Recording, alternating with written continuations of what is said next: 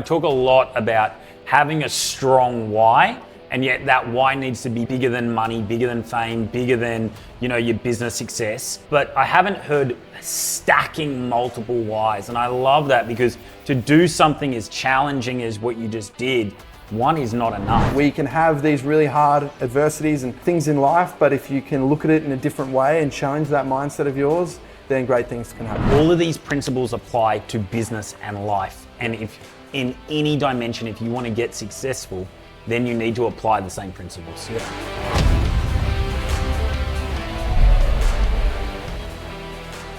All right, welcome to Profit Made Simple. We have a very special guest for today's episode. It is the world record holder, the man that has run around Australia in record-breaking time, Mr. Sean Bell. Welcome. Thanks so much for having me. Pumped to be here. Absolute pleasure. I'm really excited to meet you. Obviously, what you've accomplished and achieved is just remarkable. Now, for those that don't know, you ran around Australia in record time. You ran 2 marathons a day for over 150 days. Yeah. Wow. Now, listeners of this podcast will know that I ran my first marathon, just one marathon, and it took me 6 months to prepare for. You ran 2 marathons for 150 days straight plus. Mm-hmm. Why? Great question. It's been 6 years in the making. So I think when you want to run around Australia, obviously you have to prepare properly. It's not something you can say, I'm going to start tomorrow. And it all sort of came about, I think it's evolved over the journey, but my real reason why for getting into running initially was I lost a teammate at a young age. So I played footy, grew up in Vermont, Victoria, and loved my Aussie rules football. And yeah, lost a mate at a young age. He was 18 years old. I was 19 there for the Vermont Eagles. And basically, I think to experience loss so young, running was a really big part of my journey from there. I think running's always been something that's helped me, put me in a better mood. When I feel down, put the shoes on, head out the door, a mental health relief. But I feel like after that happened, I started to run more and more, and it became more instrumental for me. Started as something that helped me in my grief, became a passion of mine, did a 15K fun run, did a marathon, and then 7 years later from that first marathon, ran around Australia. Wow, that's a big step up. Really interesting that this is not something you just decided to do on a whim. It's not like you woke up and went, I'm going to run around Australia. Yeah. It's like, I made that decision and then I prepared for the next 6 years to help me execute and do that. Yeah. What did that preparation look like? Well, it was strategic work for one. I think that one of the things that I was very, was front of mind for me all the time was finding other mentors, finding other coaches who've lived and breathed, maybe not their own run around Australia, but find other people who've done something very similar. So when I got into running more, I found a girl called Samantha Gash, and she ran across India and supported World Vision. And I guess for me, it was like, here's this ultra marathon runner running day after day, supporting a charity close to her heart. It's very in line with what I want to do. And I just hit her up. And I think in life, so many people are afraid to take that step. You never know whether they're going to help you or not. And, why not put yourself out there? And talking to Sam, I threw it out there. I asked if she could help me, give me some advice. And she ended up having a 2-hour coffee with me, connected me with my coaches, Jason DJ, who went on to change my life. So much happened from that one decision to put myself out there. And, one of the things that Sam said to me in the past is she had to start somewhere. Someone had to help her. So she's now paying it forward. And, it's really special when you take that step and it pays off. So that was sort of how it all started. Fantastic. And great lesson there for our listeners and people watching is you have to put yourself out there. You have to have that little bit of courage. You have to be uncomfortable and you have to reach out to those that have already walked the path that you want to walk as well. 100%. And it was obviously so much hard work and discipline and all of that goes into your training. But I had to learn from people who have walked that path before me. Sam was one. She connected me to my coach, Jace. He then said to me, well, who else can we meet? Who else? Is there anyone else who's actually run around Australia before that you can connect with? From there, I met Dave Alley, who was the previous record holder before me. absolutely amazing person, and I hold him in the highest regard. He, he could have very easily been like, "No, you coming for my record? No, I'm not interested." But he was not like that at all, and ultimately helped me out and said, if you're going to do this, you've got to run around Australia at the right time of year with weather. And there were so many things that he shared with me that shaped my journey, and we've been mates for 6 years while I prepared for this goal. Wow, that's incredible. We were just speaking off camera before. You speak very glowingly about your coaches, in particular Jace. What kind of role did he play for you? Yeah, enormous. I think it is really hard to put into words when I talk about Coach Jace, because from, I guess, the very beginning for me, as a young boy at its core, I wanted to be an athlete.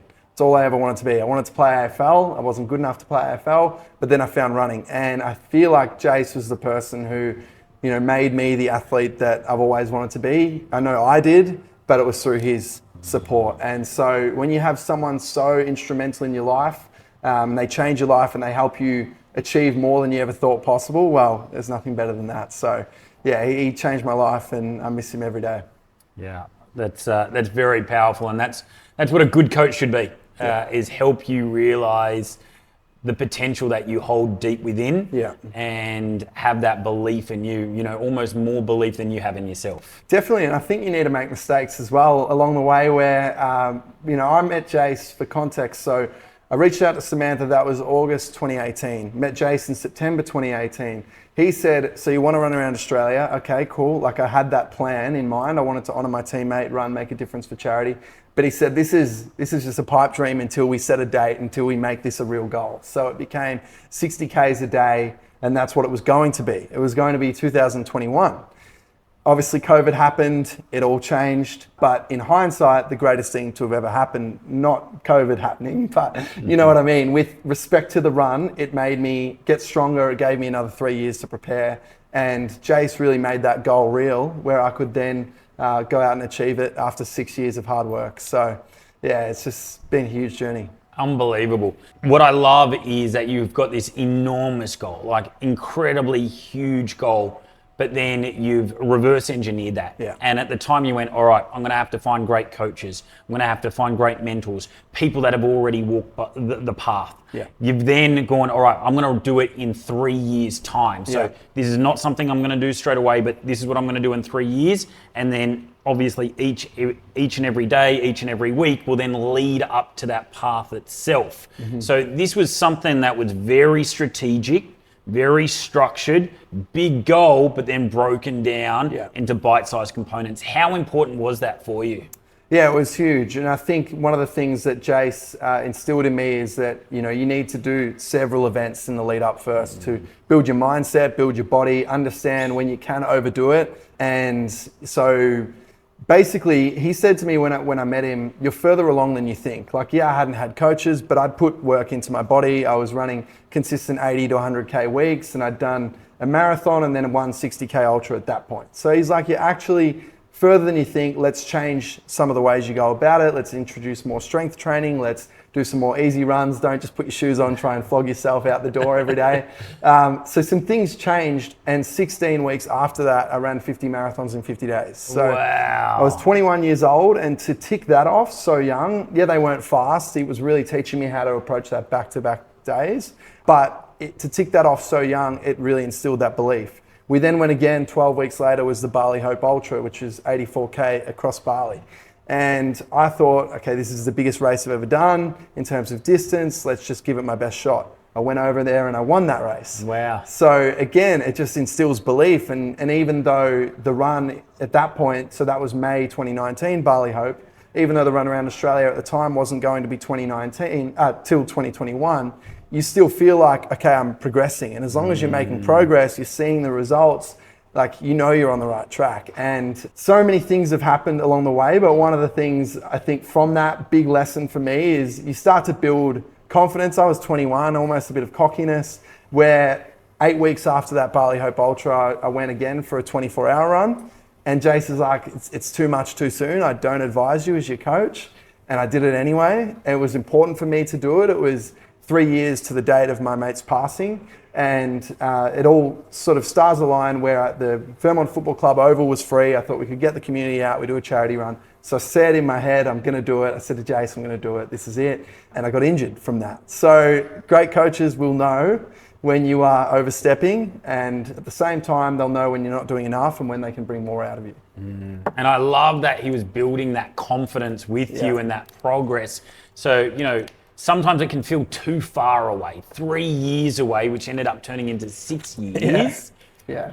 But you were seeing progress through those other events, through 50 marathons and 50 days. And so you were continuously getting a little bit closer to the overarching goal. One of the things that you did through the run was obviously raise an incredible amount of money, over $100,000. Congratulations. Thank you. How important was that for you? Yeah, huge. And like I spoke about running for charity and honouring my mate, but I guess when you lose a friend so young, what it really taught me is how short life is, how precious life is. And while we're here, we need to do things we love. We need to chase our dreams. And if we can connect our passion to our strengths and then help others along the way, then that's what life's about to me. So basically, I was really clear on that. I'm chasing my dream. I want to run around Australia. And so I supported Make-A-Wish because then I could directly, through me chasing my dream, help other sick kids achieve theirs. So it was very special. It was a big driving why on the run around Australia.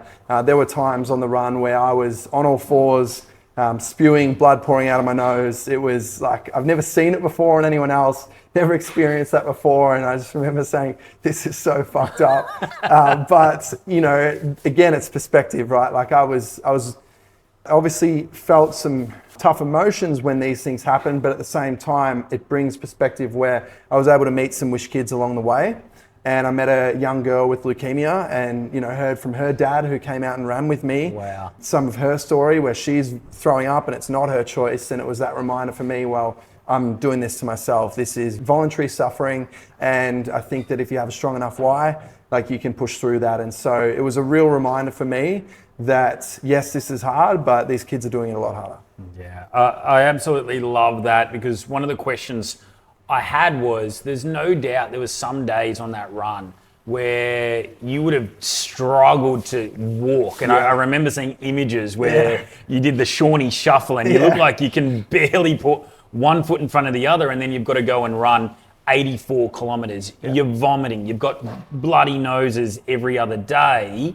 Where did you find the strength? Was it hearing from kids like that and dads like that? Where were you gathering the strength to get up and get you out of that soreness, that agony, that pain, and onto the road? Great question. Well, I think that there were many things that I thought about, and this is something that I've learned over my journey is if you can't just have one why, you have to have multiple reasons why you want to achieve something and stack them. And for me, this started as a run around Australia to honour my teammate and make a difference for charity. We mentioned some of the events that I've done in the build-up. We mentioned how COVID pushed the run around Australia back. When COVID was crazy and we weren't getting out of lockdown in Melbourne, Jason and I came up with a different goal in 2022 to run from Cairns to Melbourne. That was still a part of preparation for the bigger run around Australia, because Cairns to Melbourne, we worked it out to be 3,600 Ks. And I thought, well, if I could do that, it would be 60 Ks a day for 60 days. Great way to prepare my body, see how I go. And the goal was to raise 60K for Make-A-Wish. Through that journey, I got a phone call 7 days into the run that Coach Jace had passed away. And so now that, as hard as that was, and I pushed through and made sure that I finished that Cairns to Melbourne run, when we fast forward 2 years to the run around Australia, I had a deeper purpose again. It was honour Joey, it was honour Jace, it was make a difference for these kids. So that was, I guess, they were the really deep reasons why that were inspiring me every single day. But then there was also other reasons, like and we talk about having multiple and stacking them. I had support crew who'd taken annual leave to give up time away from their lives, their work, their partners to be with me and support this mission. I had sponsors invest in the journey. I had all the people following along at home donating to Make-A-Wish to make it happen. So when you have that many reasons why, then you find a way. Yeah, I absolutely love that. I talk a lot about having a strong why. And yet that why needs to be bigger than, bigger than money, bigger than fame, bigger than, your business success. but I haven't heard stacking multiple whys. And I love that, because to do something as challenging as what you just did, one is not enough. And so no doubt, Joey, Jace would have been really close to your heart, the money that you're raising, but also all the people that have invested in you as well. Yeah, and I think as well, that boy dream of mine has never left me. It's different. I'm not playing AFL. I'm an ultra runner and running around the country, but it wasn't lost on me how lucky I was to take 6 months and run around Australia. And I think that so many people in life may not get the opportunity to live their dreams. And here was me. Yes, it was something really hard, but I had the opportunity to run for 6 months, and there's nothing I love more than running. So having that perspective, that really drove me every single day as well, because as hard as it is, I'm grateful to be out there. Yeah, I love that. Obviously, you had strong whys stacked on top of one another, but I want to understand some of your self-talk, because again, you're out on that road, it can be quite lonely, you're pounding the pavement, one foot in front of the other, and surely some doubts start to enter your mind, hey, who are you to be doing this? Maybe we should give up, maybe we should rest today, maybe we should just sit down for a little while. And I was having a look at the rules around this race, and you couldn't have rest days, you had to run at least 20 kilometers a day. That's right. So what was the self-talk as you were maybe having some doubts? Of course, and I did have doubts along the way, but I think the biggest thing that I've learned over my journey, I've put so much into running over the last 7 years that a couple of years ago I was at a coffee with a friend, and he said to me, how is it, this was November 22, when I re-announced to the world, if you like, that I was going to run around Australia, because now it was a world record attempt. And he's like, how do you have the confidence to just say you're going to do that? How can you put yourself out there? And I remember my immediate answer to him was, I don't really have self-doubt with running. And I drove home from that coffee and I thought, that's not true. Why'd you say that? You used to, but you've built that out of yourself. You've just built so much belief that you forgot that you had self-doubt. And I think it's beautiful when you put in so many reps into something, there's an inner knowing, not just belief. And where that really came to fruition for me was in 2023. I did a 200-mile race, and that's 322 kilometers nonstop. My big thing of that is this is a distance way further than I've ever been. It's nearly 4 times what I'm going to be doing around Australia every single day. So if I can get through that, if I can achieve that, then I know that I'm ready. And I went on to win that race, not just complete it. So and Alex Hormozy has a great quote where it's I can't remember the quote off the top of my head, but you do outwork your self-doubt. Yeah, having that undeniable self-proof that you are exactly who you say you are. Yeah. And for me, it was just this knowing. So then when I faced the hard moments on the run, it was more just remembering my why, having some things the big parts of self-talk was you were throwing up at the 100-mile mark of that 200-mile race, and you went out there and you ran another 100 miles and you went on to win it. So if you're throwing up now and you're 20Ks in, who cares? You've only got 64K to go. So it was really pulling from previous experience. And then as well as we really tried to have fun on the run around Australia. We had to. It was something that was really tough. Yes, I needed to enjoy the journey and run without earphones and enjoy the wildlife that was around me. But at the same time, that got hard when there's all road trains going past me and I'm trying to stay focused, and it was challenging. So the crew and I, you would have noticed on social media, my mantra through the run was giddy up. That was just something that every time I yelled out giddy up, it was it just gave me a little bit of extra power along the way. It was something that... a little like a Leighton Hewitt, come on. Yeah, it was. It honestly was. It was something that gave me a lot. And, it might sound weird, but that also came from another mentor of mine. He was never using it as a thing like that, but just someone who I look up to a lot. His name's Beardy. He's an older guy than me. Got kids. He's a great dad, and I've really admired him for some time. Every time, doesn't matter what it is, I'd say, hey, Beardy, you want to go for a 30K run tomorrow morning, 5 a.m., Dandenong Ranges, giddy up, Bally. That's all he said. So it became, giddy up was something that I was I love this. And, we just had fun on the run. I had mates dressing in a flamingo suit running next to me, all sorts of things. I love that. To make it fun. It's very, very important. I love that. Now, you talked about your team. Yeah. And you said how they had sacrificed a lot, time away from their jobs, family, friends to support you. How important was your team to accomplish this incredible goal? Everything. Everything. I think probably the most common question I get asked is, was it harder physically or mentally running around Australia? And they say, was it 50-50? What was it? And I'm like, no, it was 33% physical, 33% mental, 33% logistical. Because without my team, it wouldn't have happened. And one of the other things we spoke about, reverse engineering the goal. One of the other things I talk about as a keynote speaker as well is you have to have calculated strategy. And for us, that was a run around Australia can be broken down into as little as 1,816 pit stops. So we tried to stop every 8K, grab a quick banana, some electrolytes, keep moving, and then the next one we would need to eat a little bit more. Obviously, I'm burning so many calories every single day, so some stops we'd actually sit down, eat, then get going again, probably why I spewed so much. But having that strategy of, okay, 84K a day is a lot, that's overwhelming, 8K at a time is not. Let's break it down. So the team, we came up with that together. We came up with that after learning from Cairns to Melbourne. So many things have gone into this run to make it happen, but yeah, the team who were cooking, driving, helping with social media, grocery shopping, everything, couldn't have done it without them. Yeah, I love, again, just breaking the big elephant down into bite-sized chunks. Yeah. And so it was pit stops. Yeah. Very, very good. You talk about giddy up. Yeah. I really like that. Yeah. You're a keynote speaker now. You speak to businesses, you speak to organizations, and you help people giddy up their lives. Yes, that's right. What does that mean?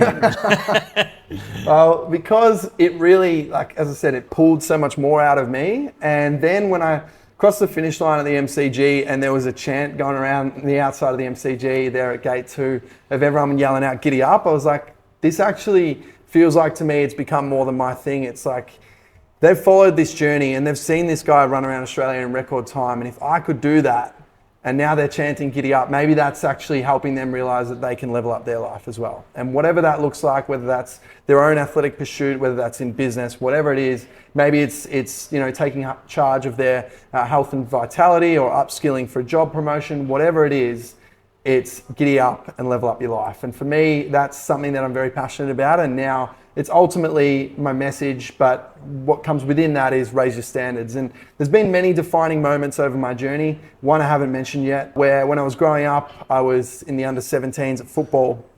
I mentioned to you how football was my number one, like running is now. And I played 16 out of 80 minutes in our grand final. So 4 20-minute quarters, and I went on the ground for the last 4 minutes of each quarter. And it was probably the first time in my life that I was in the moment, distraught. I wanted to be out there with my best mates. It was probably the first time in my life where I thought about it and I was like, you know what, if my coach doesn't think I'm good enough, then I'm not good enough, get to work. And it was just this, it gave me a push where I was like, you think you're working hard? Fuck that, work harder. And I just made this commitment to myself that I was going to lift weights, run, kick the footy more than ever before. 3 years later, I was a premiership captain of our team. 7 years after that, I became a record holder in running around Australia. So 10 years, that was 2014, that bench moment happened, and here we are, well now 2025. But yeah, it just goes to show we can have these really hard adversities and things in life, but if you can look at it in a different way and challenge that mindset of yours, then great things can happen. Great maturity as a 17-year-old. You didn't kick stones. I did initially. You did? I think only normal. I definitely said, coach, put me out there. What's going on? Yeah, but it made me realize okay, well, if he doesn't think you're good enough, then just get to work. Maybe you're not good enough. Maybe that's the hard lesson that you need to learn. And who could you be if you worked even harder? So I love that. You've got some great principles, Sean, that have no doubt served you to this point in your life, and that is, you've got to outwork your self-doubt, you've got to stack the wins, you've got to raise your standards. What are some of the other principles that have guided you to this level of success? I think just understanding the importance of consistency, it's probably the biggest one. It's what Jason instilled to me, is so many runners in particular focus on intensity, and that's what I was doing. I'd put my shoes on and run out the door and not understand that that wasn't the right way to go about it. And he's like, we're going to set this goal 3 years in advance, 2021 to run around Oz, which obviously then became 24. But in order to do that, I need you to be consistent day in, day out, week in, week out, and we will get this result. And I'm going to challenge you with events, all of these things, but it's going to be a part of it. So I think the biggest lesson I've learned is consistency, patience. Like if you just put in the work, it will pay off. And sometimes it may pay off even better than you imagine. As I said at the time, 2021, I wished I was out there running around Australia, but of course it couldn't happen through COVID, and it set up the ability for me to continue to get better 3 more years and then run around Australia in record time. Love that. And just for our viewers and our listeners, Sean is obviously talking about it from an athletic perspective, but all of these principles apply to business and life. And if in any dimension, if you want to get successful, then you need to apply the same principles. Yeah. And there's no doubt your life has changed. Yeah. You're a world record holder. You've done something that only one man has ever done before. How has it changed since the run? No, I'll quickly say I'm the 4th person to have run around Australia. But in the quickest time. Well, yeah, so Ron Grant ran around Australia in 1983, then it was Pat Farmer, then it was Dave Alley, then it was me. So yeah, I don't want to take anything away from those guys, especially because Dave has been such a pillar of support for me. Yeah, it's been a big change. I think initially a lot happened. I moved to Sydney almost immediately after the run. People were like, what are you doing? You're adding more onto your plate when you're just trying to recover. But one thing that was really important to me is I spent 6 months away from my girlfriend. So I made the move. We were doing long distance prior to that.